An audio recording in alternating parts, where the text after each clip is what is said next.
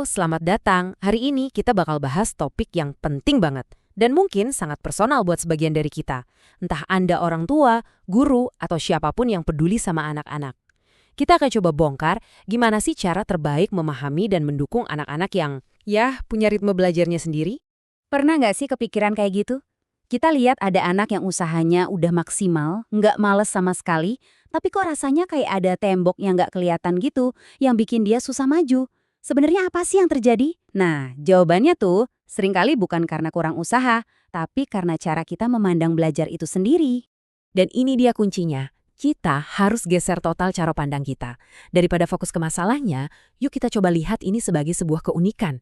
Ini bukan soal anak yang rusak dan perlu diperbaiki, tapi soal memahami kalau setiap otak itu punya jalurnya masing-masing. Kalau kita udah paham ini, barulah kita bisa bantu mereka menemukan jalan terbaiknya. Oke, jadi mari kita mulai dari langkah paling awal dan paling penting. Sebelum kita bisa bantu, kita harus singkirkan dulu semua label dan stereotip. Kita perlu benar-benar paham, apa sih artinya menjadi seorang pembelajar lambat atau slow learner? Secara teknis, istilah pembelajar lambat itu merujuk ke individu dengan skor IQ di rentang 70–89. Tapi, tolong banget, jangan lihat angka ini sebagai sebuah vonis. Poin paling pentingnya justru ini. Mereka bisa mempelajari hal yang sama persis kayak teman-temannya. Mereka cuma butuh rute yang sedikit berbeda, mungkin butuh waktu lebih, pengulangan lebih, dan cara penyampaian yang lebih kreatif. Itu aja. Nah, disinilah sering banget terjadi kesalahpahaman. Menjadi seorang slow learner itu beda ya dengan punya disleksia atau diskalkulia. Gampangnya gini deh, bayangin kesulitan belajar spesifik kayak disleksia, itu tantangannya ada di satu mata pelajaran otak aja, sementara pelajaran lainnya bisa jadi jago banget. Nah, kalau pembelajar lambat, tantangannya itu lebih merata di hampir semua bidang akademik. Jadi ini dua peta kesulitan yang sama sekali berbeda. Terus di kehidupan sehari-hari kelihatannya gimana? Ya mungkin kita lihat mereka susah nangkap ide-ide abstrak, kayak konsep keadilan atau demokrasi. Atau kalau dikasih instruksi yang panjang, baru sebentar udah lupa. Terus pas dengerin penjelasan lisan, perhatiannya gampang buyar. Ini bukan karena mereka cuek loh, tapi karena otak mereka memang memproses informasi dengan cara yang berbeda. Makanya mereka seringkali lebih nyaman di dunia yang lebih konkret. Misalnya pas main sama anak-anak yang usianya di bawah mereka. Nah, disinilah ceritanya berbalik. Fokusnya bukan lagi memperbaiki si anak, tapi justru merekayasa ulang sistem di sekelilingnya. Kita beralih dari melihat masalah menjadi merancang sebuah rencana. Yuk kita lihat peta jalannya? Coba deh lihat gambaran ini. Ini metafora yang pas banget buat pendidikan kita. Seringkali kalau ada anak yang kesulitan, itu bukan karena anaknya yang salah bentuk, tapi karena sistem kita cuma menyediakan satu cetakan aja. Sistem satu ukuran untuk semua. Ya, sudah pasti akan ada yang nggak pas kan? Terus, apa dong alat utama kita buat bikin cetakan yang pas? Di dunia pendidikan, kita kenal yang namanya Program Pembelajaran Individual atau PPI.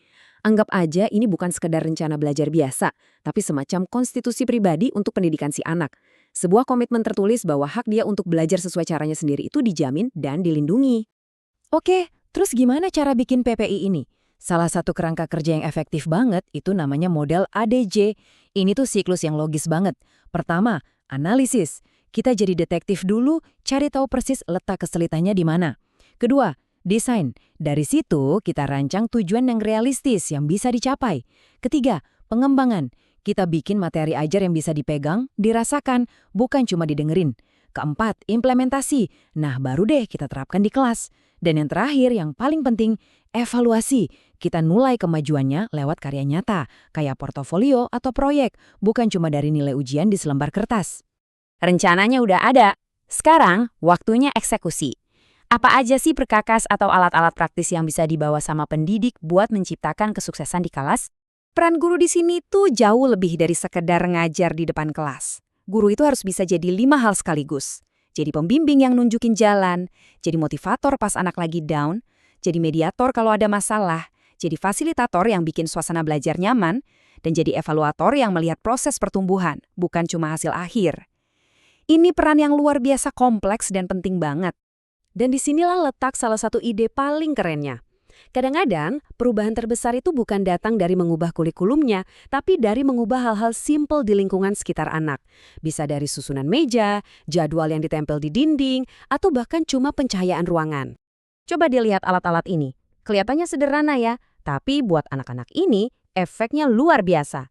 Jadwal visual mengubah hari yang tadinya terasa kacau jadi lebih terstruktur dan bisa diprediksi. Papan pertama kemudian itu memecah tugas yang berat jadi simple. Pertama kerjain matematika, kemudian boleh main balok.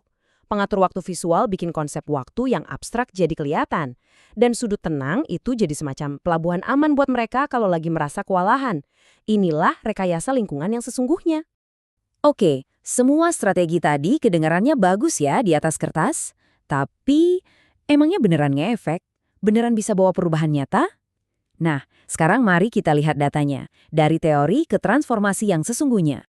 Ada sebuah penelitian penting yang dipublikasikan di jurnal instruksional. Para peneliti ini menerapkan program pembelajaran individual yang intensif banget ke sekelompok siswa pembelajar lambat banget.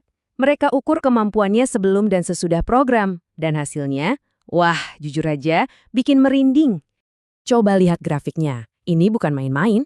Kemampuan membaca dan menulis yang awalnya cuma di angka 32%, itu meroket hampir 2 kali lipat, jadi 61%. Kemampuan berhitungnya lompat dari 40% ke 74%. Ini bukan cuma sekedar peningkatan kecil, ini bukti nyata bahwa pendekatan yang tepat itu benar-benar bisa membuka potensi yang selama ini terkunci. Tapi tunggu dulu, ada satu angka lagi yang jauh lebih dramatis dari ini. Ini dia, angka yang paling mengubah hidup, 97%. Angka apa ini? Ini adalah skor kemandirian. Kemampuan buat melakukan hal-hal sendiri, menyelesaikan tugas tanpa harus disuruh terus-menerus, dan percaya sama kemampuan diri sendiri. Bayangin, lompat dari cuma 38%. Ini udah bukan soal nilai rapor lagi. Ini soal membangun fondasi percaya diri yang bakal mereka bawa seumur hidup mereka. Dan perlu diingat, ini bukan cuma cerita dari mulut ke mulut ya. Ini data dari penelitian akademis yang beneran, yang terdokumentasi dengan baik. Ini bukti bahwa dengan dukungan yang personal dan terstruktur, transformasi luar biasa itu bukan cuma harapan, tapi sesuatu yang sangat mungkin terjadi. Tentu saja, hasil seajaib ini nggak mungkin diciptakan oleh satu orang saja. Di balik setiap kisah sukses seorang anak, selalu ada tim yang solid yang bekerja bareng secara harmonis. Keberhasilan ini tuh ibarat sebuah orkestra.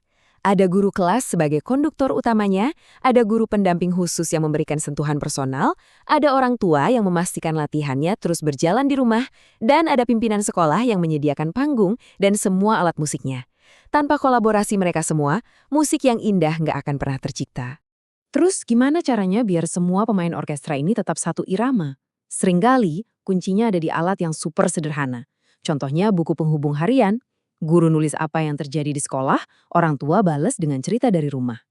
Jembatan komunikasi simpel inilah yang jadi perekatnya, yang memastikan semuanya main dari partitur yang sama setiap hari.